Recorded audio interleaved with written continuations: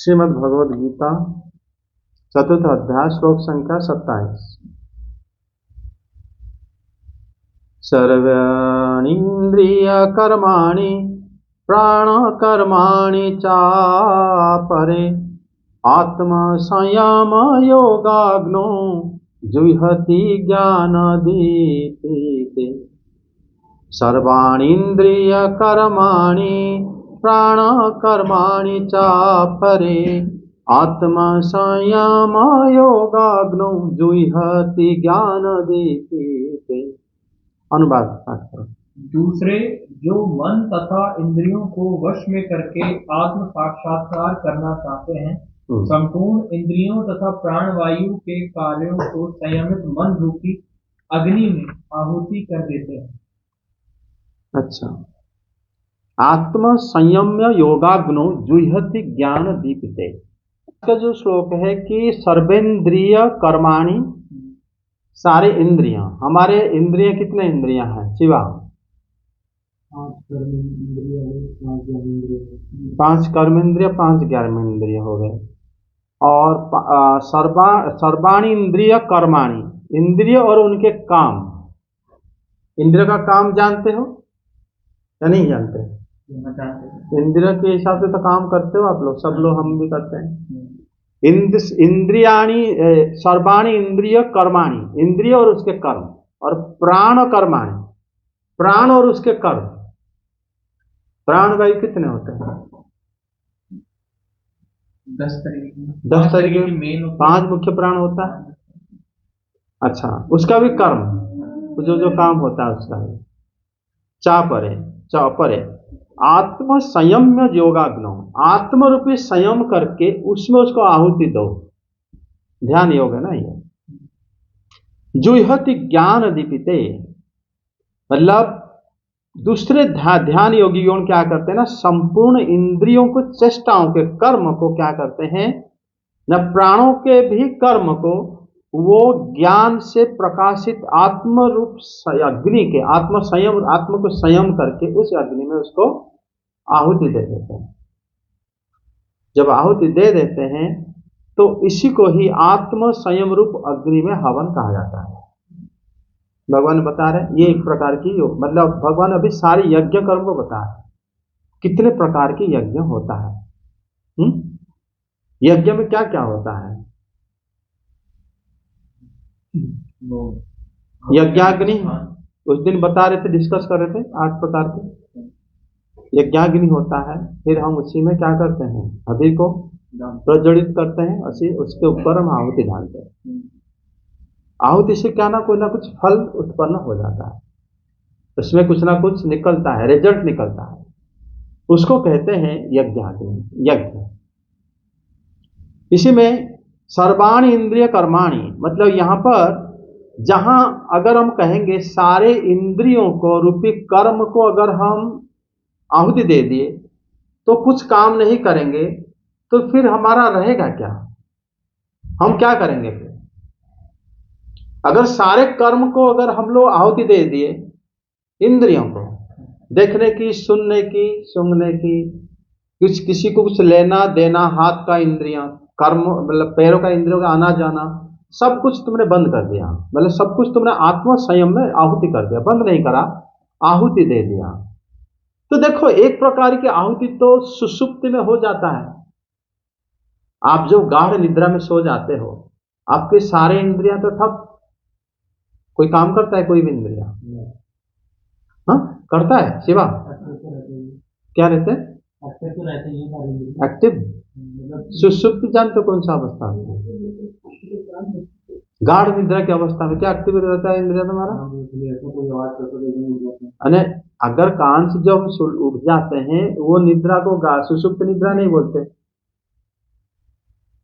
है ना। सुषुप्त निद्रा में क्या ना उठ नहीं पाते, तो उसी में अगर इंद्रिय व्यापार। लेकिन यहां पर श्री भगवान ने जैसे बताया सर्वाणी इंद्रिय कर्माणि प्राण कर्माणि चापरे, तो इसमें जहां पर सुषुप्ति से अगर समाधि को अगर हम, कोई लोग सोचते हैं कि गाढ़ निद्रा में सो जाओ समाधि हो गया आपका, आप तो सब जगह से हट गए, सारे इंद्रियों से काम से हट गए, आप तो समाधि हो गया। लेकिन भगवान यहाँ पर उससे गाढ़ निद्रा में सोना, सुषुप्ति अवस्था और ये जो आत्म संयम योगाग्नि, ये दोनों पृथक करके इसी श्लोक में बताया है कि वो कैसे उससे अलग है, वो नहीं है जैसे हम लोग सोचते हैं।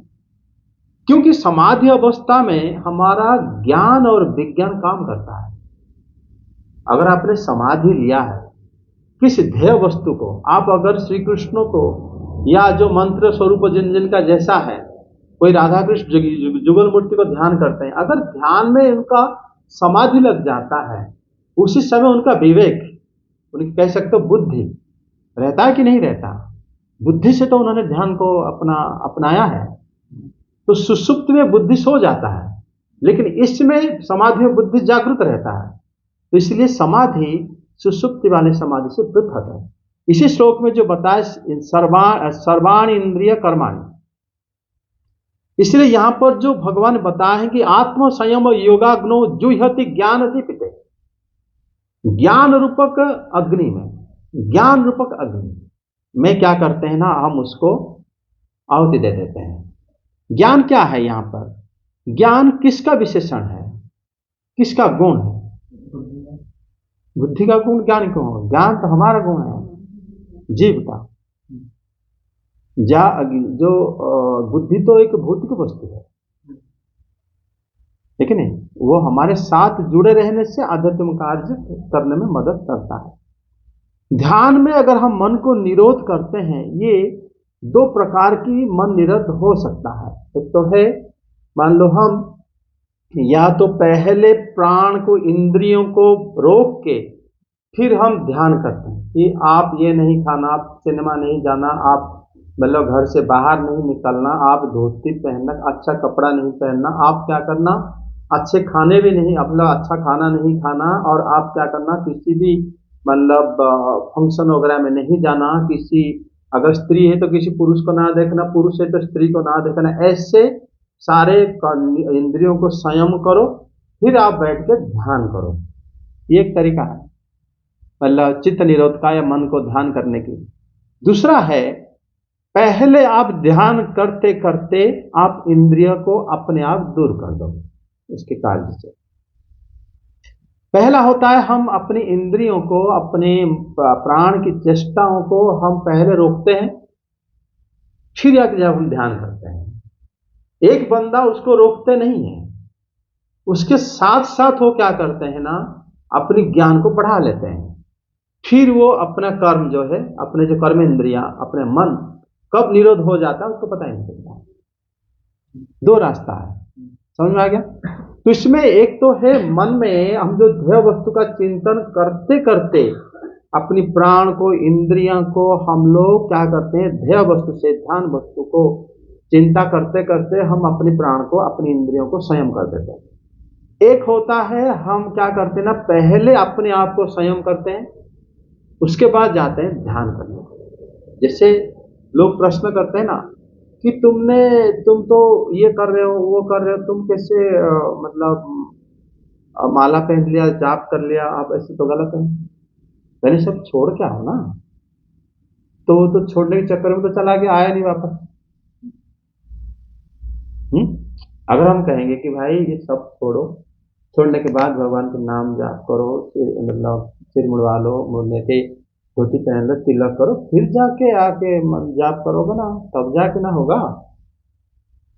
लेकिन ये क्या संभव है सब लोगों के लिए? नहीं है।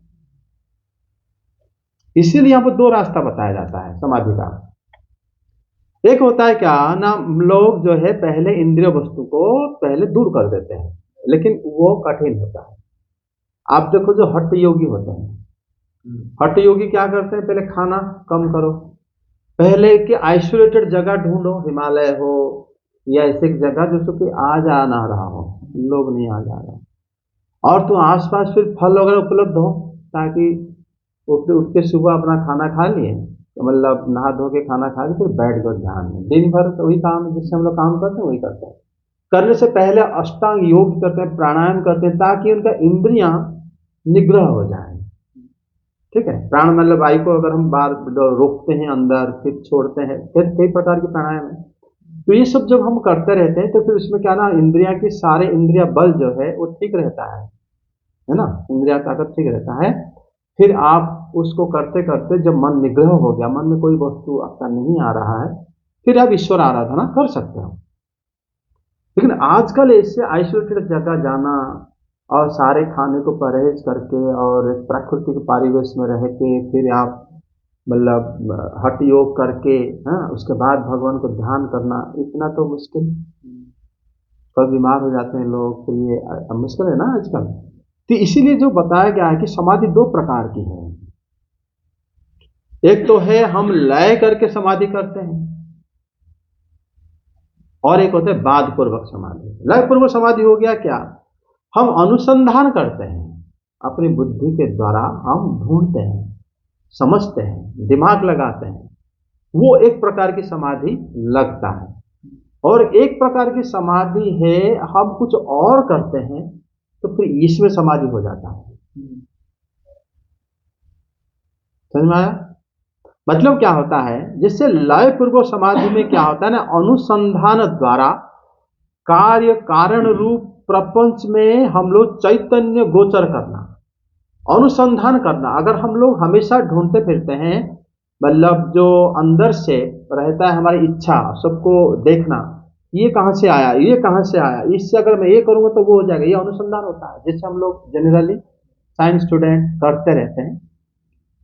अनुसंधान के माध्यम से अगर आप सारा प्रपंच को, पूरे जगत को आप देख रहे हो कि चैतन्य स्वरूप है, हर जगह में क्या है ना, भगवान की बास है। ये तो तरीका मुश्किल है, लेकिन अगर ढूंढ लेते हो तो आपका लय रूपक समाधि हो जाएगा। सर्वत्र आप भगवान के दर्शन भी करोगे और आपका समाधि हो जाएगा। कैसे?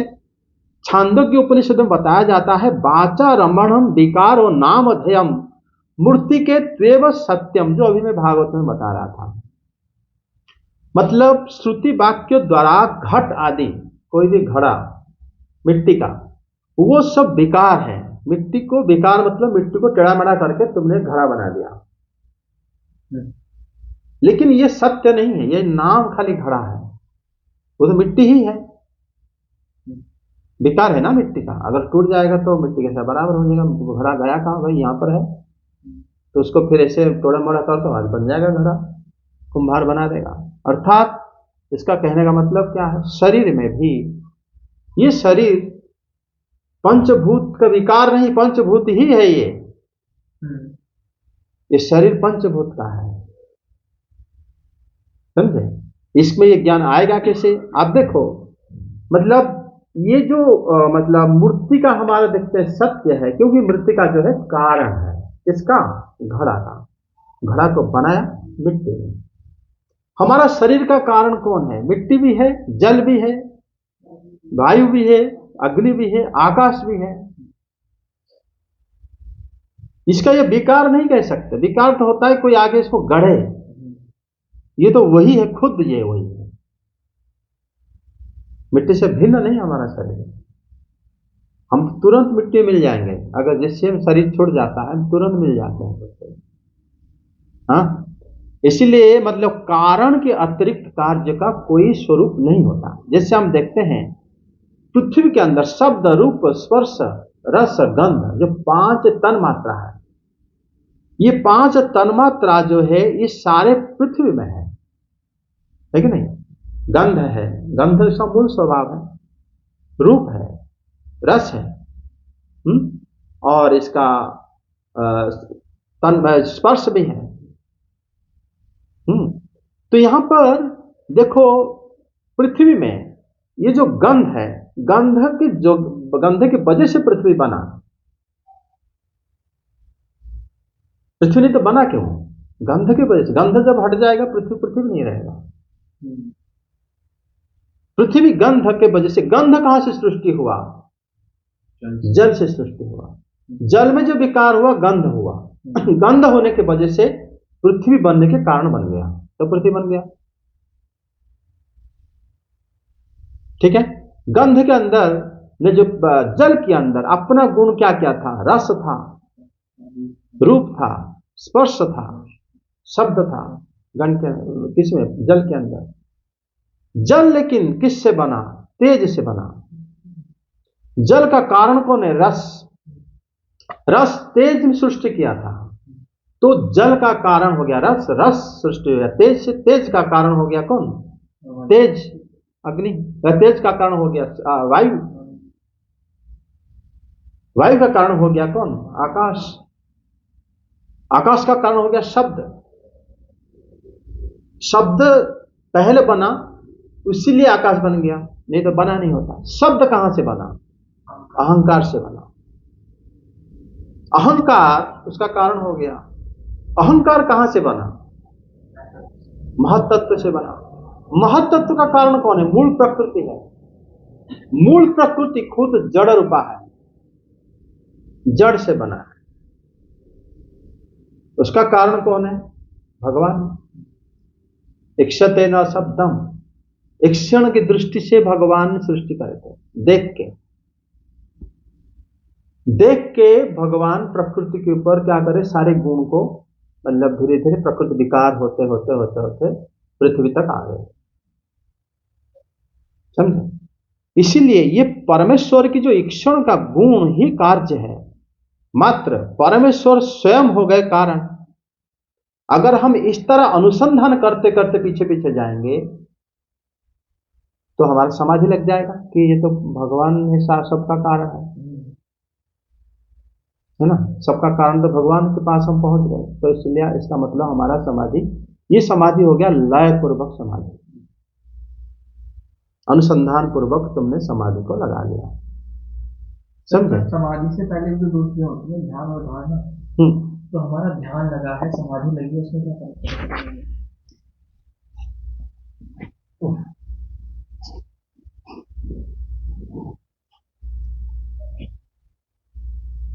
क्या कह रहे हो?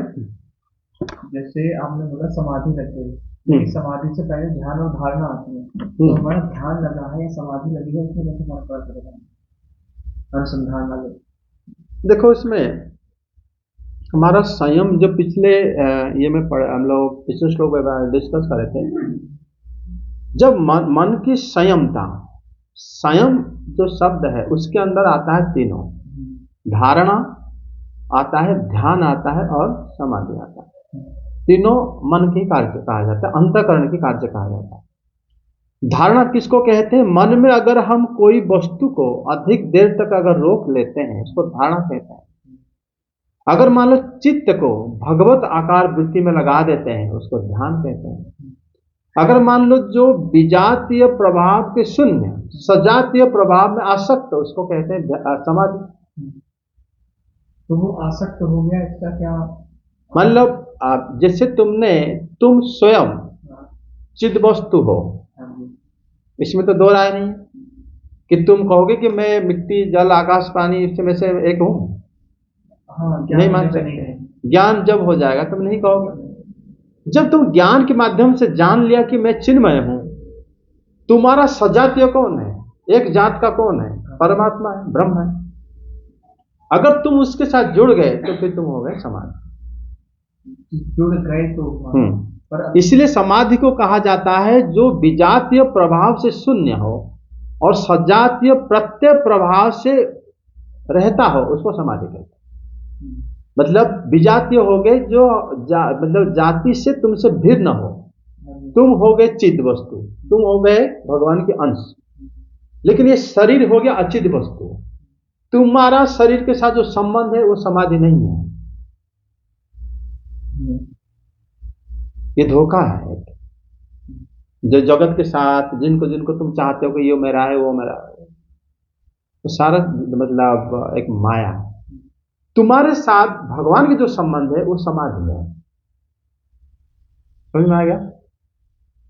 वैसे भी तो हम देखते हैं कि जो चित्त का, जो चित्त से हम लोग ध्यान करते हैं और चित्त से हम लोग समाधि में आते हैं, चित्त का अक्षर वृत्ति होता है। 5 प्रकार की वृत्ति चित्त में, चेतना में देखा जाता है।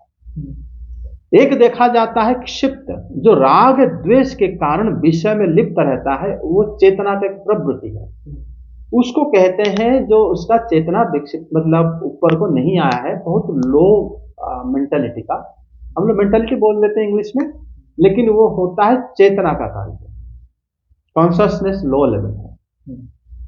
उसमें सिर्फ उसको मतलब विषय में लिप्त रहना उसको पसंद है, और दुनिया में और कुछ चीज वस्तु नहीं जानता। जो लोग मतलब मूढ़ होते हैं वो आलसी हो जाते हैं, तंद्रादिग्रस्त होते हैं। हाँ करेंगे, अब नहीं, ठीक, कोई नहीं, कर लेते हैं, ऐसे करके वो टालते रहते हैं। वो होते हैं, वो भी चेतना उनका ऊपर नहीं है, उसका कॉन्शियसनेस भी लो है। एक होता है विक्षिप्त, मतलब विषयासक्त होते हैं लेकिन फिर भी वो कभी कभी ध्यानग्रस्त होने की कोशिश करते हैं। ठीक है, तो विषयग्रस्त हो, हम लोग विषयग्रस्त है होते हुए अगर हम ध्यान करने की कोशिश करते हैं तो इसका मतलब हमारा चेतना विक्षिप्त है, थोड़ा ऊपर है। विक्षिप्त विक्षिप्त विक्षिप्त अलग हाँ, है ना सर? अविक्षिप्त अलग नहीं, विक्षिप्त ही है उसका मतलब। विक्षिप्त मतलब तुम्हें दो दो दो, दो इंस्टेबल है, क्योंकि जो दो नाव में पैर रखना चाहते हो, एक तो है तुम विषय भी नहीं छोड़ना चाहते, दूसरा है तुम समाधि भी करना चाहते हो, भगवान को समझने की कोशिश करते हो। ये होता है विक्षिप्त चेतना। ये जो चेतना है इसके अंदर जो विषयासक्त रहता है, तमोगुण प्रभाव रहता है। उसके बाद आता है एकाग्र चेतना, एक प्रकार की सोच आ जाता है उसमें। एकाग्र चेतना में क्या होता है ना, तमोगुण के तंद्र आदि, आलसी आदि उसमें अभाव मिलेगा उस व्यक्ति के अंदर।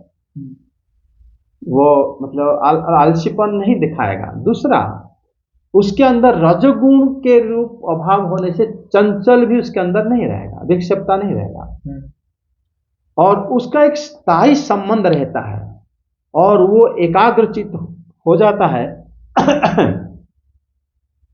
इसमें क्या होता है ना, वो एक विषय संबंध होता है, वो विषय एक विषय को भोगता है। जैसे तुम डेली, तो मान लो भूख जब भी लगता है तो मान लो एक रोटी खा लेते हो,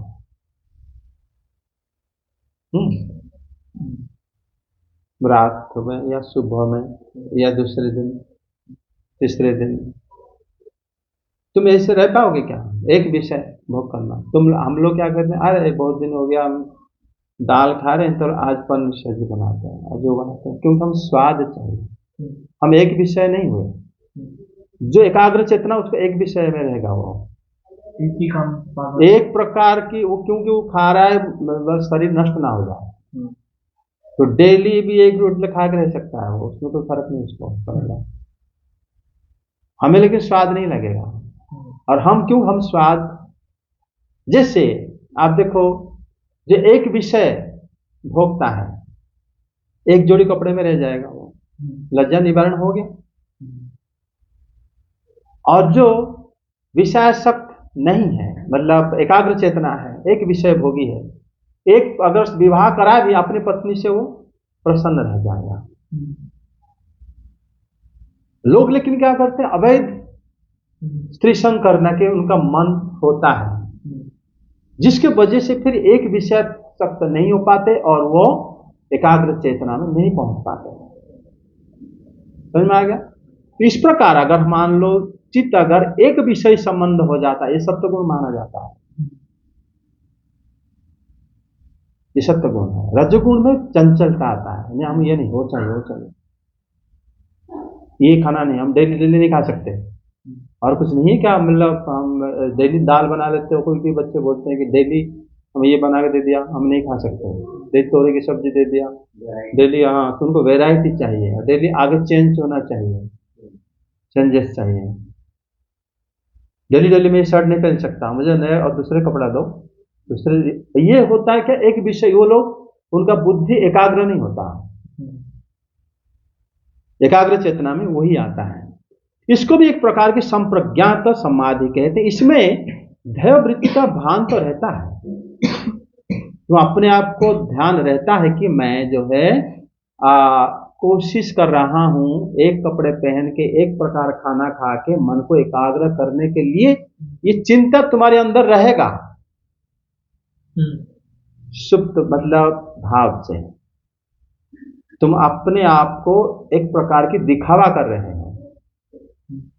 कि मैं दूसरी चीज खा सकता हूं लेकिन मैं नहीं खाना चाहता, क्योंकि मैं एकाग्र होना चाहता हूं। कि मैं मतलब अगर ये करा पाप होगा, है ना, और मैं मान लो मेरे मन में है कि दूसरे मान लो बहुत सारे जो मेरे पास कपड़े हो, बहुत सारे घर हो, बहुत सारे गाड़ी हो, लेकिन मैं नहीं लेना चाहता क्योंकि मैं एकाग्र चेतना करने का प्रयास कर रहा हूँ। ये प्रकार जो बुद्धि है, ये बुद्धि तुम्हें अंतिम फल नहीं देता। इसमें तुम्हारा आभास रहता है कि मैं किसी वस्तु को छोड़ रहा हूं, किसी वस्तु को पकड़ रहा हूं। ध्येय वस्तु जो है तुम्हारा अपना, जो वस्तु को ध्यान करना है, इसका वृत्ति में भान रहता है कि मैं भगवान को ध्यान करने की कोशिश कर रहा हूं, ये सब छोड़ रहा हूं। ये एक प्रकार की स्थिति है। समझ में आ गया? दूसरा की जो स्थिति है निरुद्ध चित्त, जो चित्त चेतना में किसी भी प्रकार की मतलब आएगा नहीं भावना, वो होता है क्या, इसमें ये सारे गुण तो होता है लेकिन वो ध्येयकार वृत्ति का भी भान उसमें नहीं रहता।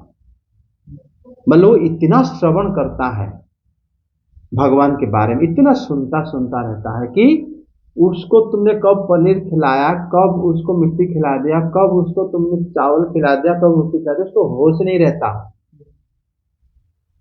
वो होता है, वो समाधि में कभी पतन नहीं होता। लेकिन जो तुम कोशिश कर करके तुम समाधि में आए हो, उसे पतन होने के चांसेस है। तुम क्योंकि तुम अपना आइडेंटिटी उसमें खोया नहीं है। लेकिन इसमें निरुद्ध चेतना में ये क्या करता है ना, अपना ध्याकार वृत्ति में कि मैं उनको ध्यान कर रहा हूं, मैं कोई स्थिति है करके भूल जाता है, अपने आप को भूल जाता है। वो स्थिति में उसको तुम पनीर खिलाओ, चाहे उसको तुम रोटी खिलाओ या नमक खिला दो, उसको फर्क नहीं पड़ेगा। वो ध्यान वृत्ति आना ही, मतलब उसी को ये जो श्लोक में भगवान बताते, जो तुम पूछ रहे थे कि किस प्रकार हम ध्यान धारणा और समाधि में आते हैं। समाधि में तो बताया भी दो प्रकार के होता है, लय पूर्वक समाधि होता है। लय पूर्वक समाधि में हम लोग क्या ना अनुसंधान कर करके पहुंच जाते हैं कि ये भगवान से सब कुछ वही कारण है। लेकिन ये जानने के बाद भी इसमें खतरा रहता है, क्या आप पतन हो भी सकते हो। कैसे? मतलब इसी में अनुसंधान पूर्वक विज्ञान द्वारा हम लोग सर्वत्र चैतन्य को देखने लगे या समझ गए ज्ञान के माध्यम से कि ये इसका कारण भगवान है, इसका कारण भी भगवान है। तो भगवान जो है वो सर्व कारण के कारण है। आप इस प्रकार कोशिश कर करके आप भगवान से लय पूर्वक समाधि लगा दिया, लेकिन आप तत्वमसि जो वाक्य वेद वाक्य है उसका अर्थ को आप नहीं जानते हो। तत्त्वम असि, कि तुम जो है ब्रह्म हो, ये भावना आपका इसमें नहीं आया। आपने खाली जान लिया कि पृथ्वी का कारण हो गया, जल जल का कारण हो गया, तुम्हारा अग्नि अग्नि का कारण हो गया, वायु वायु का कारण हो गया, आकाश आकाश का कारण हो गया, अहंकार अहंकार के कारण हो गया, महत्तत्व के कारण हो गया, प्रकृति प्रकृति के कारण हो गया, भगवान भगवान सारे कारणों के कारण। लेकिन तुम कौन हो? तुम कौन हो? तुम्हारे बारे में कुछ आता पता लगाओ, नहीं लगा पाए। अगर तुम अपने आप को नहीं जानते, तुम जान लिया, ज्ञान हो गया कि ऐसे ऐसे सब होता है, भाई तुम्हारा उनके साथ क्या रिश्ता है? तुम्हारा दुनिया के साथ क्या रिश्ता है? जब तक वो वाली पाठ हमारा नहीं होता क्लियर, फिर हम लोग भी पतन हो जाता है। अभी तुम जानते हो, कल भूल जाओगे। तो आपने कोई और अध्यवसाय नहीं करा, आपने अगर उच्च विज्ञान को जान लिया कि यही भगवान है और मैं ही उनका स्वरूप हूं, तत्त्वम असि अहम ब्रह्मास्मि, ये वेद वाक्यों को जब तक वो ज्ञानी नहीं जानता, समझ नहीं पाता, तो फिर उसका पतन हो सकता है, क्योंकि अपने आप को रिश्ता नहीं जोड़ा। जब अपने आप को रिश्ता उन्होंने जोड़ देता है तो फिर वो हमेशा उनके श्रवण में इतना तल्लीन हो जाता है, अपने आप को खो देता है, फिर वो स्वयं ब्रह्ममय हो जाता है, ब्रह्म स्वरूप हो जाता है, फिर उसका पतन नहीं होता। उससे पहले पतन हो जाता है। जैसे जो लय पूर्वक समाधि तुम लोग को समझ में आ गया, बाद पूर्वक समाधि में क्या होता है? इस समाधि में तत्वमसि आदि महावाक्यों के अर्थ को वो साक्षात्कार कर लेता है, फिर अविद्या का निवृत्ति हो जाता है। अविद्या मतलब एक गलती से उसके साथ आरोपित है। आपका जो हमारा जो शरीर है ये एक अविद्या है, अविद्या से ही जुड़ा हुए हैं हम लोग।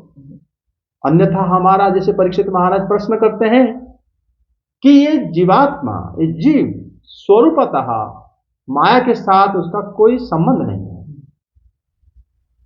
ये जीव ना तो जल से बना है, ना अग्नि से बना है, ना वायु से बना, ना आकाश से बना है, किसी से नहीं बना है। फिर ये जीव इस शरीर के साथ कैसे रह पाता है? तब सुखदेव गोस्वामी बताया कि माया की वजह से रह पा रहा है। माया हटा दो, अविद्या हटा दो, जीव कभी नहीं रहना चाहेगा इस शरीर के अंदर।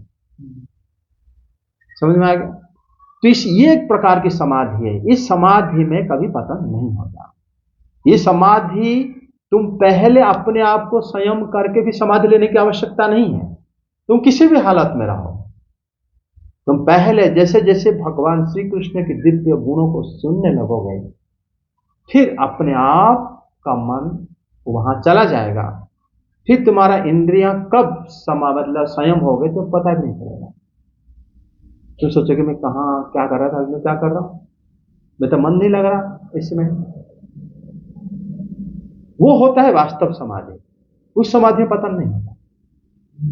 अन्यथा जो दिखावा करते हैं कि हम वो करेंगे वो करेंगे, ये करने के बाद ये करेंगे, उसके बाद वो सब छोड़ेंगे, ये हो जाता है क्योंकि हम सत्य वस्तु से दूर रहते हैं। समझ में आ गया? तो सत्य वस्तु के पास कैसे जाएंगे? उसके लिए अत्यधिक, अधिक से अधिक उनका श्रवण करना चाहिए, भागवतम को अधिक से अधिक। फिर तुम्हारा मन ऐसा हो जाना चाहिए, उसी में तल्लीन हो जाए, फिर कभी विषय में और रमन नहीं करेगा। समझे? तो सर अभी जो श्रवण है सर, श्रवण भी बड़ा टिपिकल हो जाता है सर। हम मतलब जैसे कहते हैं ना, मतलब जबरदस्ती एकाग्रचित्त समाधि जो आपने बताया कि लगाने की तरह तो है कि मैं कर सकता हूँ पर मैं नहीं करता। तो वैसे ही जो श्रवण होता है हमारा वैसे ही होता है। लेकिन जब सब श्रवण के साथ अपना आग्रह जुड़ जाएगा, इंटरेस्ट, तो फिर वो बढ़ेगा। वो फिर आप अपने को फ्री छोड़ दो, फिर आपको प्रयास नहीं करना पड़ेगा माया से बचने के लिए। अगर आप भगवान के प्रति आकृष्ट हो गए, इंटरेस्ट आ गया, मन में आग्रह हो गया, श्रद्धा आ गया, तो फिर आपको कौन रोक सकता है? भले ही आप माया में हो लेकिन आपका मन वहां पर है। जैसे अभी आप मान लो एक अच्छा से मान लो आपके पास नया फोन खरीदा है, तो आप कहीं भी रहो फोन, मन तो वही रहेगा। फोन को खोल के मैं देखूं अंदर क्या क्या है, फीचर क्या है। जब कृष्ण के बारे में आप श्रवण करते रहोगे, उसी समय आप कहीं भी रहो, कुछ भी करो, लेकिन आपका मन उसी में रहेगा, लगा रहेगा अगर, तो फिर आप वो समाधि में पहुंच जाओगे जिसमें कभी पतन नहीं होगा आदमी का। अगर जब तक उनके बारे में आप अधिक से अधिक श्रवण नहीं कर, पूरा विज्ञान की तरह अपने साथ जोड़ देना उनको खुद के साथ, फिर वो कैसे आपसे भिन्न होते जाएंगे। आप कुछ भी कर रहे हो तब तक, आप चाहे महा से महापापी क्यों ना, तभी तो बोले हैं अपिचेत शुद्राचार भजन नाम अन्य भाग, क्यों बोले भगवान ने? चाहे कितना दुराचारी क्यों ना हो, वो बहुत क्षिप्रम भवन्ति धर्मात्मा स्वस्वच्छति निगच्छति कौन्तेय प्रति जाने नम भक्त प्रणश्यति। वो बहुत जल्दी धर्मात्मा हो जाएगा, बहुत जल्दी। अर्थात वो दिखता है विषय में है, लेकिन उसका अगर मेरा प्रति उसका आग्रह जैसे जैसे बढ़ जाता है, अचानक वो छोड़ता है सब कुछ, बहुत जल्दी धर्मात्मा बन जाता है, उसका कभी पता नहीं होता। इसलिए दिखावा भी नहीं करना चाहिए, मन लगा के करो, जितना करना है, जितना सुनना है, मन लगा के। तो फिर क्या होगा ना, आप धीरे धीरे कब उनसे जुड़ जाओगे पता भी नहीं चलेगा। हम किसी से भी जुड़े हैं आज, चाहे छोटे मोटे क्यों ना हो, सुन के जुड़े, देख के सुन के, है ना, संग करके, उसी प्रकार उनसे जुड़ो जो सत्य वस्तु है, समझे। अगर जुड़ गए फिर आप कभी भी बेफिक्र रहो, माया आपको कभी कुछ नहीं कर सकते, कोई कुछ नहीं कर सकता, आप मुक्त हो गए। यही हमारे मनुष्य जीवन का इतने बड़े लाभ है कि मनुष्य जो है कभी भी, मनुष्य ऐसा है कि मतलब प्राणी है, वो इस शरीर में भगवान को प्राप्त कर सकता है और कोई मतलब बाकी इतर योनि में नहीं हो पाता, समझे। यहां पर जो सर्वाणी इंद्रियाणी प्राण, जो हमारी सर्वाणी इंद्रियाणी में सभी प्रकार का प्राण को कहा गया है। और प्राण हमारा जैसे हमारा देखो सारे इंद्रियां, जैसे बताए थे शिवा, तुमने बताया कि 10 इंद्रियां, 10 इंद्रियां कौन सा, 5 ज्ञानेंद्रिया, 5 कर्मेंद्रिया। जैसे कि इंद्रिया है श्रोत्र, कान है, सुनते हम लोग, उसका कार्य है शब्द को ग्रहण करना, साउंड। अगर कान खराब है कुछ सुनाई नहीं देगा तुम्हें। एक है त्वचा, स्पर्श, उसमें हम स्पर्श करते हैं, स्पर्श करने के माध्यम से हम ठंडा गर्म बता सकते हैं, हाँ, और बता भी सकते हैं कौन सा कोमल है, कौन सा कठोर है, कौन सा ठोस है, बता सकते हैं। चक्षु, चक्षु जो है रूप दर्शन करता है, उसका कार्य है, हाँ? और देखो रसना, जो जीव है ये क्या करता है ना, रस को ग्रहण करता है। घ्राण, सूंघना, इसका गंध लेता है ये। बाक, कर्मेंद्रिय आ गया, ये 5 ज्ञानेंद्रिय आ गया। कर्मेंद्रिय में पहला होता है बाक, बोलने वाला, वचन, हम कुछ बोलते हैं, बाकेंद्रिय है। पानी हो गया हमारे हाथ, हम किसी को देते हैं, कुछ लेते हैं, ये हाथ के काम है, कर्मेंद्रिय है। पाद, चरण में हम, पैरों में हम चलते रहते हैं, आते जाते रहते हैं, वो विहरण करते हैं, विहार करते हैं, घूमते हैं, वो हमारा कर्मेंद्रिय है। पायु, उत्सर्ग करना, टॉयलेट बाथरूम हम जाते हैं, वो होगा पायु इंद्रिय की कार्य है। उपस्थ इंद्रिय, उपस्थ इंद्रियों में मैथुन क्रिया करते हैं, और उसमें भी हम लोग मतलब मैथुन क्रिया उसी में होता है, वो एक प्रकार की कर्मेंद्रिया हो गया हमारा 5। अभी हमारा जो अंतःकरण है मन, मन का क्या काम है, संकल्प करना, विकल्प करना। बुद्धि का क्या काम है, निश्चय करना, मतलब डिसीजन लेना। जो प्राण है, प्राण वायु का क्या काम है, प्राण वायु हो गया बहिर्गमन, सांस लेते हैं इसमें। आपान, आपान वायु क्या, अधोगमन, हमारे नीचे से जो वायु जाता है वो हो गया अपान वायु, ऊपर से जो वायु जाता है प्राण वायु। व्यान वायु क्या होता है, जिसमें संकोचन प्रसारण होता है, सांस प्रश्वास भी उसी में होता है। और उदान वायु होता है हमारा ऊपर की तरफ जाना, और समान वायु हो गया हमारा जो खाना पीना हम खाए उसको सही जगह पे रखना। उसके बाद ये 17 जो अवयव है, कर्मेंद्रिया, ज्ञानेंद्रिया, 5 प्राण, मन और बुद्धि, ये 17 अवयव जहां पे रहता है उसको लिंग शरीर कहते हैं। और इसको आत्म संयम करके उसमें आहुति दे दो, मतलब आप उसको अपने आप को क्या करो, ऐसे संयमित करो कि अपने दर्शन इंद्रिया, कर्म इंद्रिया, ध्यान इंद्रिया, सुनने का इंद्रिया, इस सब को आत्म इंद्रिय, आत्मा को संयम कर उसमें आहुति दे दो। भगवान बताएं इस श्लोक में आत्मा को आहुति देने का मतलब आत्म संयम रूप। आत्म संयम कौन हो गया, जो ध्यान करता है, धारणा में रहता है, वही, वो ध्यान के माध्यम से ही आप सारे इंद्रियों को आहुति देना, धारणा के माध्यम से, समाधि के माध्यम से। समाधि 2 प्रकार जो अभी बताया, वो समाधि अगर आप कर रहे हो इसका मतलब आपके सारे इंद्रियां उसी में आहुति हो गए। लेकिन इस श्लोक में तो हमें बताया नहीं किस पर ध्यान करना है, बताए आत्म संयम बताया ना। आत्म संयम, वो संयम किससे करना है और किसमें लगाना है? आत्म संयम को सीधे समीपाद अर्थ लिए है परमात्मा, आत्मा को। स्वयं शब्द का अर्थ होता है उसी में ध्यान लगाना, धारणा करना, समाधि करना। अगर तुम अपने जो समाधि का जो विधि अभी तुमने सुना, समाधि विधि से हमारे जितना भी इंद्रियां हैं सब उसी में आहुति नहीं हो जाएंगे? आहुति मतलब वहीं पर समा नहीं जाएंगे? अगर आप मान लो भगवान, अत्यधिक भगवान के बारे में जैसे जैसे आप श्रवण करके मन को लगा लिया, आप भले ही खाते रहते हो, आपको पता चलेगा क्या खा रहे हो, तो आपका जो रसन इंद्रिया गया ना, गया है तुम्हारे पास अभी नहीं है। आपको पता चलेगा आपके वो सामने में कौन खड़ा है, किसके से कौन देख, आपको आंखें होते हुए आप किसी को देख पाओगे? क्योंकि आप परम ब्रह्म को देख उसी में खोए रहोगे। तो आपका वो इंद्रिय गया कि नहीं? आंखें होते हुए हाथ नहीं है, आपके पास आंखें नहीं है।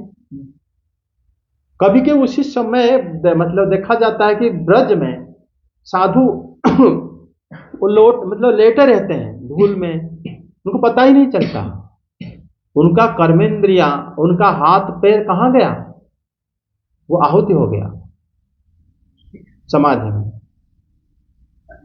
कुछ नहीं रहता। सर ये तो निष्क्रिय वृत्ति हो गई।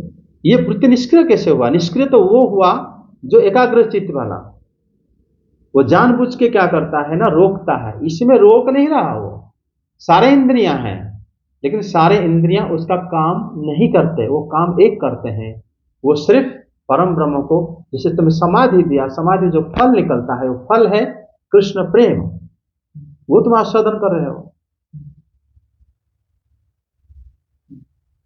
वो तुम आस्वादन कर रहे हो। तो फिर कैसे तुम कहोगे कि तुम्हें वो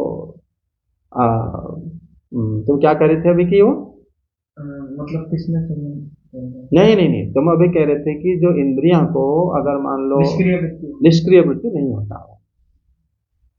पर वो कुछ कर नहीं रहा, वो सब कर रहा है, उसको पूछो, वो तुम पूछोगे उत्तर भी नहीं देगा। हाँ तो कुछ है नहीं, सारा कर रहा है वो, लेकिन करता कौन नहीं है? जो निष्क्रिय रहता है, जो परम ब्रह्म से अपने आप को जोड़ नहीं पाया है, वो कोशिश करता रहता है, वो थक जाता है कभी कभी। ठीक है, लेकिन सर जैसे भगवत गीता है, भगवत गीता में अभी अर्जुन युद्ध नहीं करना चाह रहे, आखिर में युद्ध करेंगे, तो ये वृत्ति समाधि वृत्ति श्री कृष्ण है उनके पास, तो वो श्री कृष्ण के उनका मन, उनका क्या, देखो अर्जुन जी जब जब युद्ध करे हैं वो समाधि युद्ध नहीं है क्या? श्री कृष्ण जो बोलते थे वो ही करते थे, वो अपनी तरफ से कुछ नहीं करे, वो भले ही कोई मर गया कुछ हो गया तब भी वो, क्यों, वही समाधि स्थिति है। वो मतलब युद्ध को एक यज्ञ बना दिए थे अर्जुन जी। और सर जैसे मतलब अर्जुन जी कई बार कुछ मतलब संकल्प ले लेते थे सर, वो भी श्री कृष्ण की प्रेरणा से, क्योंकि यहाँ पर बताया नहीं गया पीछे यज्ञ में, उसी में हबीब जो है वो भी ब्रह्म है, अग्नि भी ब्रह्म है, मतलब श्री अर्जुन जो भी सोच रहे थे वो भी श्री कृष्ण की ही सोच था। अच्छा, जो आत्मसमर्पण हो जाता है वो उस पर क्या रहेगा अपनापन, सब कुछ। हम जो पढ़ नहीं रहे थे पिछले बार 8 प्रकार के ब्रह्म, सारे ब्रह्ममय हैं, तो वो मतलब अर्जुन जी पूरा युद्ध को एक यज्ञ बना दिया था। अच्छा, जैसे श्री कृष्ण की इच्छा। हाँ, तो सर इसमें हमारे लिए क्या है सर, हम क्या कर सकते हैं?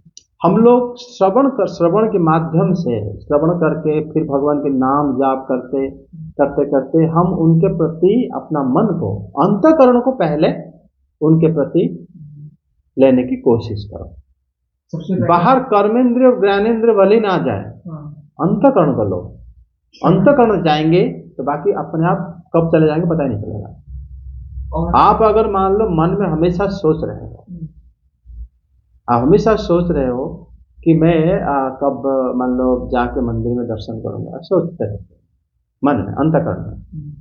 अब कब पहुंच गए पता है अब चलेगा, मैं कैसे आया, कहाँ, जैसे मौका मिला निकल गया, आप पता ही नहीं चला आपको, क्योंकि आप अंतःकरण में सोच रहे हो। पर अगर अंतःकरण में आप किसी और वस्तु को सोच रहे हो लेकिन डेली मंदिर जा रहे हो, कब छूट जाएगा पता ही नहीं चलेगा।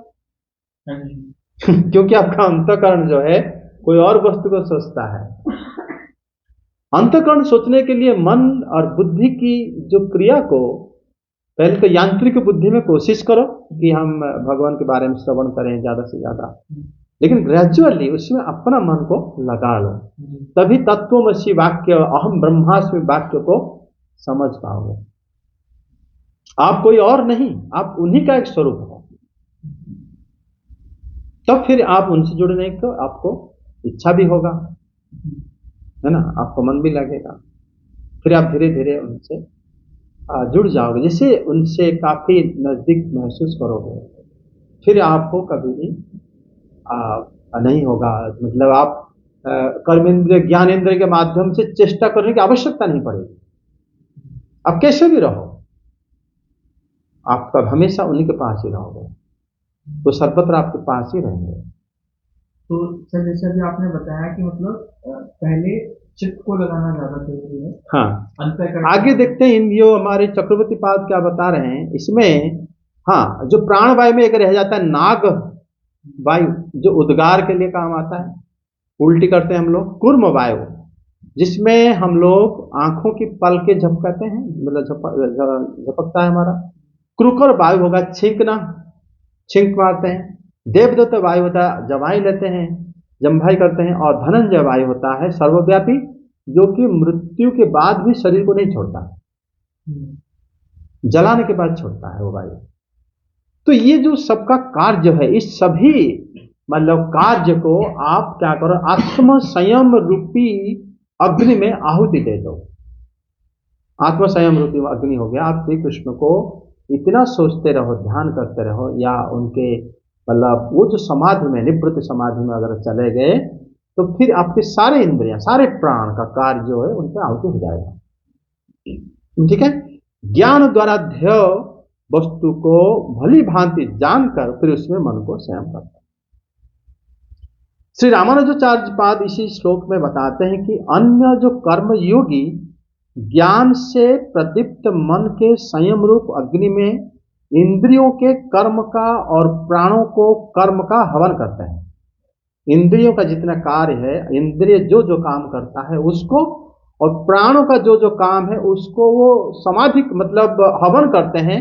कौन? ना कर्म योगी लोग, हाँ, अपने ज्ञान के माध्यम से करते हैं। ये बताते हैं रामानुजाचार्य कि ज्ञान अगर आपका हो जाता है कि ये उसको इस प्रकार समाधि देंगे, और जैसे हमारे अम्बरीश महाराज थे, सबई मन कृष्ण क्या शरणार बिंद। वही क्वेश्चन बन रहा है कि सर जैसे अम्बरीश महाराज ने अपने उन्होंने सारे कर्मेंद्रियों को लगा रखा। हाँ, सबई मन सब, लेकिन पहले उनका श्लोक शुरू भी तो अलग हुआ था, सबई मन कृष्ण पदार बिंद।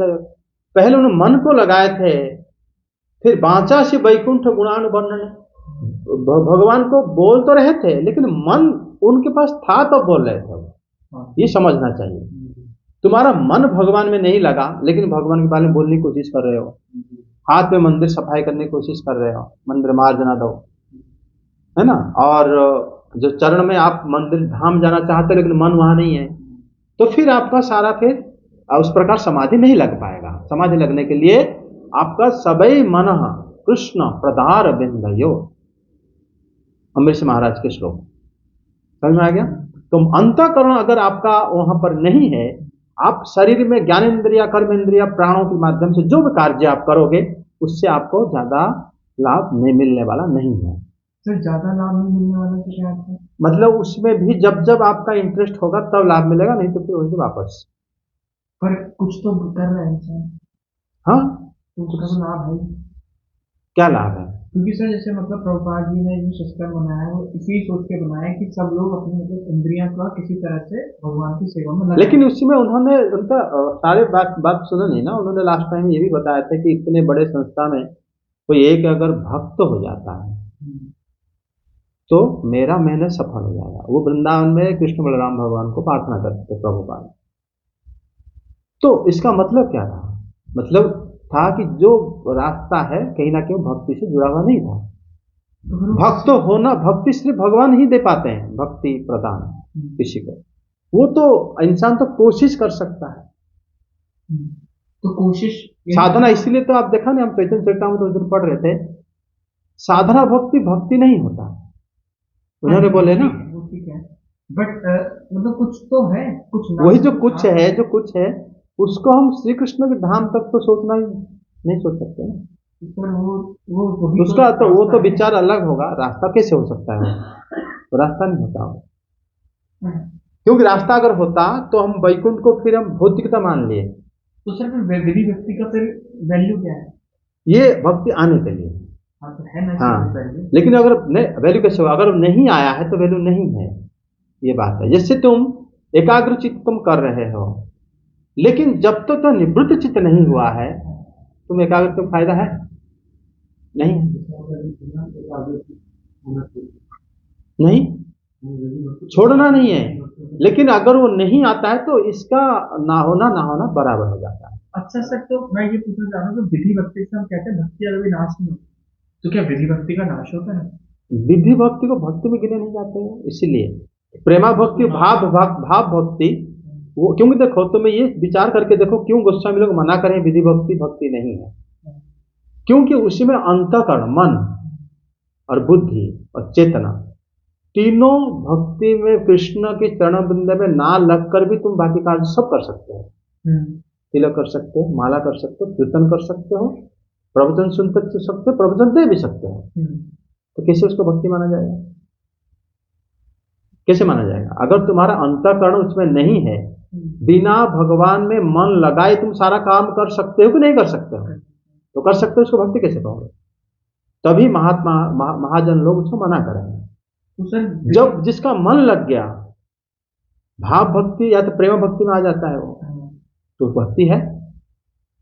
हाँ सर, वो मैं समझ गया था, लेकिन मैं ये पूछ रहा हूँ, अगर हम ज्यादातर लोग, मैं इंक्लूडिंग, हम सब मतलब विधि भक्ति ही कर रहे हैं, तो क्या हम ये ना सोचे कि हमने जो विधि भक्ति हम करने का प्रयास कर रहे हैं, ये हमें आगे हेल्प करेगी? हाँ, जरूर करेगी। और क्या इसी रास्ते से इसी रास्ते से ही तुम वहां पर जा सकते हो। जैसे सत्वगुण, रजोगुण, तमोगुण, हम सत्वगुण का आने की कोशिश करते हैं। क्यों? क्योंकि सत्वगुण आने से ही हम विशुद्ध सत्व को जान सकते हैं, है ना। हम मांसाहार नहीं करते, हाँ, और हम लोग अवैध स्त्री संग नहीं करते, हम लोग सत्वगुण में रहते हैं। लेकिन सत्वगुण में रहने के बावजूद अगर तुम विशुद्ध सत्व को नहीं आ पाए, वो सत्वगुण तो तमगुण में भी तो ले सकता है। सर मैं ये जानना चाहता हूँ कि ये शरीर छोड़ने के बाद जो विधि भक्ति, अगर मैंने क्या भक्ति तक नहीं पहुंचता है, विधि भक्ति तो दोबारा वो तो भगवान फिर देखते हैं कि मनुष्य जन्म, मनुष्योचित कर्म करा होगा तो मनुष्य जन्म मिलेगा। यानी विधि भक्ति से कुछ लाभ मिलेगा शरीर को छोड़ने के बाद? भगवान के धाम वगैरह तो वही अगर परम लाभ है वो नहीं मिलता,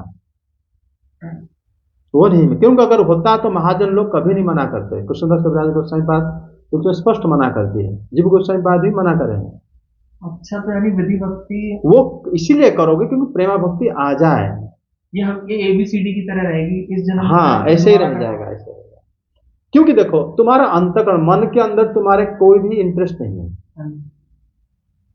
ठीक है, मन नहीं है तुम्हारा, मन को हटा दो और बाकी सारा काम तुम कर रहे हो। सर भी मुड़वा लिया, तिलक कर लिया, धोती पहन लिया, माला कर लिया, उसको कैसे भक्ति कहा जाएगा? हाँ, फिर नहीं कहा बताओ। रामचरितमानस में देखो, काल नेमी, वो तो देखने को तो वैदिक भक्ति था, वो तिलक करा था, माला जाप कर रहा था, हनुमान जी को लेकर मारने के लिए आया था। तो फिर उसको क्या कहो? जब तक वो मरा नहीं था तब तक तो उसको कोई भक्ति तो कहेगा, क्या कहेगा? लेकिन उसका अंतःकरण क्या भगवान को ध्यान कर रहा था? नहीं कर रहा था। हाँ, लेकिन जब तक अंतःकरण आया नहीं है तो वो तुम्हारा सारा प्रयास बेकार नहीं हो जाएगा? क्या होगा? वो एक जैसे बोलता है कि रास्ते पर अगर हम चल रहे होते हैं, वही तो वही रास्ता ही नहीं है वो। क्योंकि अगर रास्ता होता है तो वैकुंठ जगत हमारे लिए एक भौतिक मापदंड हो जाएगा, भौतिकता है ही नहीं, उसका रास्ता ही नहीं है वो। रास्ता क्या कह सकते हैं हम इतना कह सकते हैं कि उसमें जो है जैसे आभास हो सकता है लेकिन दिन नहीं है।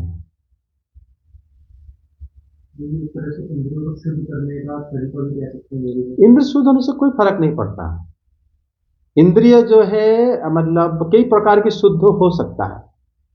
एक बंदा मान लो कमजोर है, बीमार है, वो स्त्री संग नहीं कर सकता, तो हम क्या उसको ब्रह्मचारी मान ले?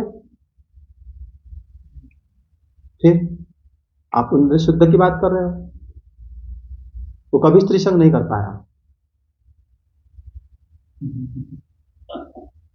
वो नहीं मान सकते। मन जब तक, अंतःकरण जब तक, क्योंकि तभी तक भागवत श्लोक देखो, सबई मन कृष्ण पदारविंद यो, मन जब तक श्री कृष्ण के चरण में नहीं है, तो मन नहीं है वहां पे, तुम किस प्रकार भक्ति करते हो? तुम मन लगाओ, मन सुनते ही, हाँ, श्रवण से मन लगता है। जिनके बारे में श्रवण करोगे, माता रुक्मिणी क्या लिखे हैं पत्र में, जिसे मैंने आपके बारे में सुना, मेरा मन जो है बेकाबू हो गया, आपकी तरफ चला गया। कैसे गया? जैसे हम किसी और के बारे में सुनते हैं, हमारा मन चला जाता है कि नहीं जाता है? और हम कहें मन कैसे जाएगा बताओ, लेकिन हम तो सब कच्चे कर ले, लेकिन मन तो नहीं गया वहां पे। तो फिर हमारा ये सिर्फ श्रम एवं ही केवलम, सिर्फ श्रम है वो। इसलिए ये सब चीजों को बड़ी ध्यान से ही समझना चाहिए, बड़ी ध्यान से, और उसी हिसाब से कार्य करना चाहिए, उसी से ही फल मिलता है। अगर हमारा मन नहीं है, आपको कितना बिठा दे, आप क्या कर लोगे बताओ? अगर मन है आपको, फिर सब कुछ है आपके पास। अंतःकरण अगर आपका नहीं है, मन ही इंद्रियाणाम राजा, मन हमारा राजा है इंद्रियों के। इंद्रियां क्या है? आज दिख रहा है कि ये बंदा गलत काम कर रहा है, कोई बात नहीं, उसका मन में क्या है? नहीं, इसका मन में कृष्ण है, तो आज ने कल छोड़ देगा, उसको साधु में गिन लो, भगवान वही बता है, क्योंकि इसका मन जो है भगवान में लगा हुआ है।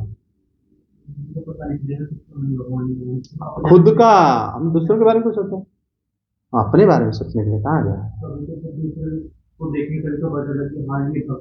नहीं नहीं नहीं, हम दूसरों के बारे में कोई मतलब नहीं।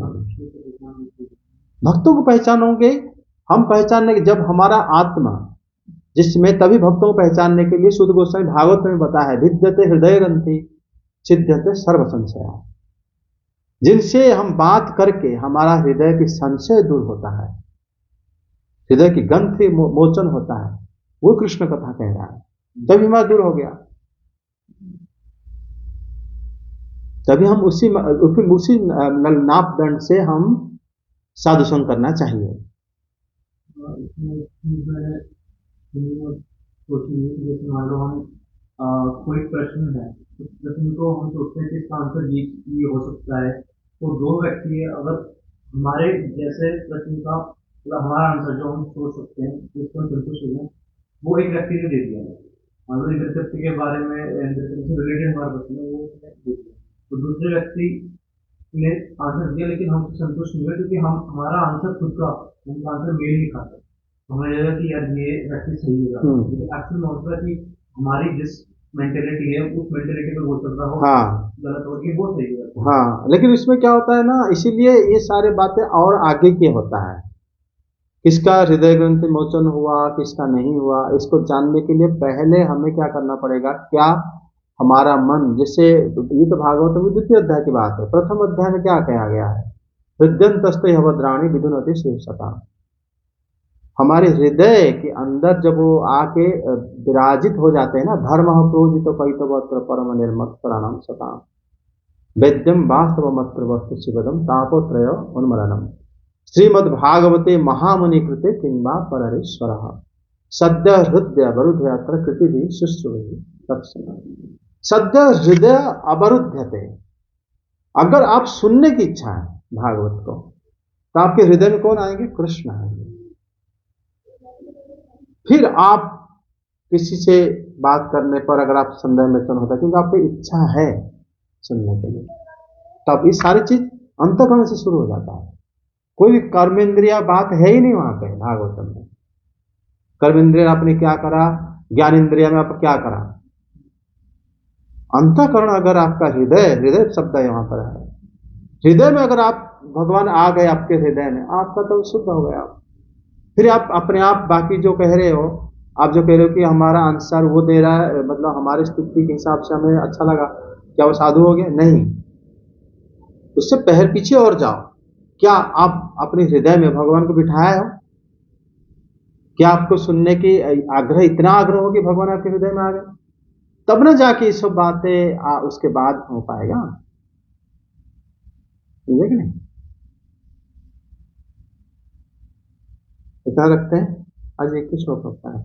हाँ, इसमें चक्रवर्ती पाद बताते हैं कि अपरे शुद्धत्वं पदार्थ विज्ञा, शुद्धत्वं पदार्थ की ज्ञाता जो है सारे इंद्रिय और प्राण को तत्पदार्थ में आहुति देता है। तत्त्वम असि, तत् हो गए परमात्मा भगवान, त्वम हो गए हम, मतलब हमारे साथ सारे इंद्रियां जो है हमारे साथ साथ, उसको क्या अगर वो अपने खुद के साथ तत्पदार्थ में आहुति दे दो, उनके शरणापन्न हो जाओ, फिर तुम्हारा यह मन हो जाएगा। तो इसी श्लोक का डाउट आ रहा है सर कि अगर हमारा मन भगवान में लग गया और तभी उसे भक्ति गिना जाएगा, तो सर ये क्यों कहा जाता है कि अगर भक्ति आपकी अधूरी ही रहेगी तो उसे आप उससे आगे शुरू करेंगे? वो भाव के लिए कहा गया, रस के लिए कहा गया। कौन सा रस? जो रस से जुड़ना चाहिए था। आपका मन तो हो गया, हाँ, भगवान में आ गया, हाँ, लेकिन आप उसी में साधना, मतलब उसके बाद जिस रस से भगवान से जुड़ना है, हाँ, अगर वो अधूरा रह गया हो, और ऐसा भी होता है आभास जो रहते हैं, इसका 2-3 मतलब पहलू है तुम्हारे प्रश्न का। षष्ठ स्कंद में अजामिल उपाख्यान में देखो, जब उन्होंने श्री हरि के नाम लिए, उन्होंने, वो पापी थे लेकिन कपटी नहीं थे। पापी सब, जो पापी व्यक्ति जब भगवान के नाम को मुंह में ले लिया, ये सारा पाप तो चला गया, वो किस प्रकार यमलोक जाएगा? संभव नहीं है। तो विष्णुदूत लोग ने बताया कि ये यमलोक कैसे जा सकता है, इसलिए नहीं जाएगा। फिर उन्होंने क्या करे, फिर अपना और भगवान से संबंध जोड़े, आगे जो तो थे वही बात रह था, थोड़ा अधूरा रह गया उसके, मतलब उसमें क्या था, नामाभास में आप आभास में आ गए, आप तो निष्पाप हो गए, लेकिन थोड़ा सा संबंध आपका कृष्ण के साथ संबंध, लेकिन जो जो रास्ता भागवत हमें बताता है उसमें तो पहले संबंध जुड़ जाता है, पहले भगवान आपके हृदय में आते ही आप संबंधित हो जाते हो, फिर आप धीरे धीरे उनके पास पहुंच जाते, फिर आपका इंद्रिय वगैरह सब रहते हुए भी ना रहने के बराबर हो जाता है। तो आपका वेश कुछ भी हो, लेकिन आप भक्त हो। जैसे सुखदेव गोस्वामी पाद, ना उनके पास किसी भी प्रकार के चिन्ह भी नहीं था, फिर भी पूरे भागवतम बताए, उनके ना जनेऊ था, ना तिलक था, ना माला था, ना कमंडलू था, कुछ नहीं था, वो भगवान के भक्त होते हैं। किसी भी वर्ण, किसी भी आश्रम में कोई चिन्ह नहीं था उनके पास, समझे? तो सर नाम और भास को भी एक स्टेज माना जाए? हाँ, निश्चित रूप से। वो हरिदास ठाकुर, वो चैतन्य चरितामृत में हमारा क्या हुआ, अभी 3य अध्याय चल रहा है ना, उसी में सारा चीज डिस्कस होता है ब्रीफली, ये सारे बातें हैं क्योंकि कविराज गोस्वामी पाद जानते हैं ना, वो इसी समय के वो राइटर हैं, मतलब लिखे हैं, वो सब सारे बातों को ध्यान में रखते हुए एक्सप्लेन करें भगवान की भक्ति को। हरे कृष्णा। लेकिन सर ये तो बड़ा मतलब दुविधा वाली स्थिति होगी सर। कैसे? क्योंकि सर हम, मतलब मुझे तो अभी ऐसा लग रहा है कि मैं कहीं नहीं, उसमें कोई प्रॉब्लम क्या है उससे, कम से कम लगा तो सही, समझ में तो आया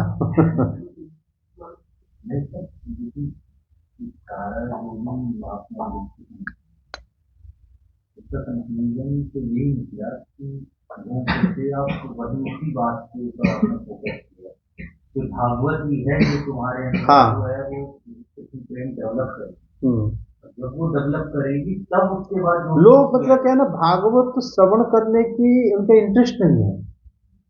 सबसे बड़ी कमी तो आजकल यही है, और क्या है, वही माया का लक्षण है। भागवतम के हर जगह में देखो, जो भागवत श्रवण करने जा रहा है अग्रहणी से क्या करेगा वो लाइफ में भक्ति तो वहीं से स्टॉप हो गया। चैतन्य चरितामृत तो पढ़ो, हर जगह में भागवत की महिमा हर जगह में गाया गया है। मतलब ये है कि भक्ति नाम का जो डेस्टिनेशन है, अगर आपको वहां पहुंचना है उस डेस्टिनेशन पे, तो किसी न किसी रास्ते से करना पड़ेगा। हाँ, तो जो रास्ता है वो भागवत श्रवण है। स्टार्टिंग जो वे है, जो पैसेज है, वो भागवत तो भागवत पे चल चलो, अपने आप उसको डेस्टिनेशन आराम से पहुंच जाओगे। यहाँ तक कि मैं शुरू में भागवत श्रवण करने के लिए कोई योग्यता जरूरत नहीं है, पहले श्रवण करो, करते करते करते करते जैसे आपको इंटरेस्ट होगा, आप अपने आप जाप करने लगोगे, अपने आप सब कुछ छोड़ोगे, अपने आप सब कुछ धीरे धीरे होगा वो। और जब आप सुनने की इंटरेस्ट नहीं है, लेकिन हम पहले हमने माला करेंगे, ये करेंगे, तो फिर आप कब छोड़ भी दोगे पता नहीं चलेगा, उसमें रस नहीं आएगा। पहले इंटरेस्ट जागृत होना चाहिए किसी भी तरीके से, उसके बाद कुछ भी करो। ये ऐसे ही है जैसे कई बार हम बच्चों को, छोटे बच्चे टीवी देखते हैं, उसमें कार्टून देखते हैं या कोई स्टोरी देखते हैं, तो कई बार देखा वो टीवी में स्टोरी खत्म हो गई, टीवी ऑफ हो गया, लेकिन बच्चे उसी करेक्टर को हाँ प्ले करते हैं, हाँ अपने आप ही आपस में अपने आप को मिक्की माउस बना देते हैं, बन गया तो माउस बन गया, तो उनके माइंड में वो चीज चिपक जाती है। इसी तरह जैसे कि जो नॉवेल पढ़ते हैं, वो नॉवेल पढ़ते हैं तो वो उसी दुनिया में खो जाते हैं, हाँ वो इमेजिनरी लाइफ जीते हैं नॉवेल की तरह। इसी तरह कोई भी चीज, किसी स्टोरी को कोई सुनता है या किसी फिल्म को कोई देखता है, तो देखने के बाद उसे छोड़ के हम फैक्ट तो हमें थोड़ी करके आ जाते हैं, वो उसके साथ लेके भी आता है। तो भाई वो हीरो ने ऐसा शर्ट पहना था, ऐसा पैंट पहना था, मैं भी ऐसा पहन, उसका हेयर स्टाइल वैसा था, मैं भी ऐसी करूँगा। तो ये भी कथा जो भागवत है, ये भी उसी तरह से, कि जब आप प्रभु से संबंधित एक पिक्चर को पढ़ रहे हो, एक ग्रंथ को पढ़ रहे हो, तो उसको पढ़ते पढ़ते पढ़ते पढ़ते वो एक पैसेज है, उस रास्ते पे आप चल रहे हो, और वो रास्ता आपको ले जाकर के ऐसी डेस्टिनेशन पे अपने पहुंचा देगा। मतलब जानते हो क्या, भागवत तुम आप ना जानो भले ही, लेकिन भागवत प्रति अगर खाली श्रद्धा है, आग्रह है, तब भी आप सही जगह पहुंच जाओगे। हाँ वही मैं कह रहा हूँ, वही आग्रह, वही एक रास्ता है जो बिल्कुल वन वे है, सीधा वैकुंठ। और किसी रास्ता, क्योंकि चैतन्य चरितमृत में तो जितने भी आप देखोगे नाम महात्मा है, उससे पहले सब जगह भागवत बात ही लिखा गया है। भागवत जो मानता है वही वैष्णव है, भागवत जिसको अच्छा लगता है वही वैष्णव होता है। भागवत से ही आप भगवान को जान पाओगे, भागवत ही पूरा ब्रह्म विद्या अच्छे से बताया गया है। भागवत में आग्रह आने से ही आपका सारे अनर्थ निवृत्ति हो जाएगा, भगवान के नाम होगा। तो भागवत बड़े अद्भुत ग्रंथ है, बहुत ज्यादा अद्भुत है वो। उसको मतलब अंदर जो जितना जाएगा उतना मतलब चमत्कार ये लगता है भागवत में। तो श्लोक रचना इतना कभी साधारण नहीं है, हर एक श्लोक। ठीक है, हरे कृष्णा कृष्णा कृष्णा हरे हरे, हरे राम राम राम हरे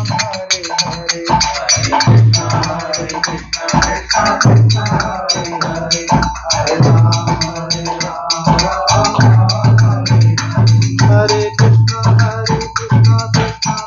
हरे हरे, हरे राम राम हरे हरे, हरे कृष्णा कृष्णा कृष्णा हरे हरे, हरे राम राम हरे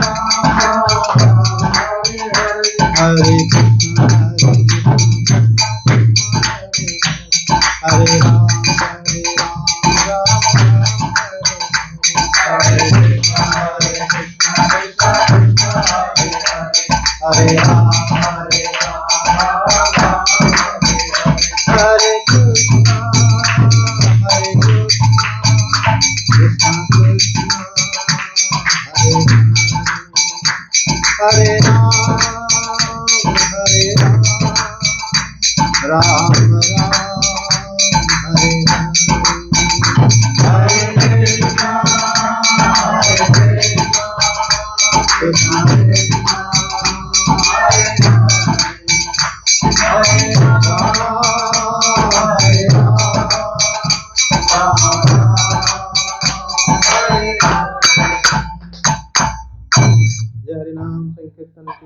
जय। जय श्री कृष्ण चैतन्य प्रभु नित्यानंद श्री अद्वैत गदाधर शिवाचार्य गौरभक्त की जय। जय श्री बलदेव, जय श्री सुभद्रा, जय श्री जगन्नाथ सुदर्शन की जय। वृंदावन धाम की जय, गंतासन भागवतम की जय, भगवद गीता की जय। जय जय श्री राधे श्याम।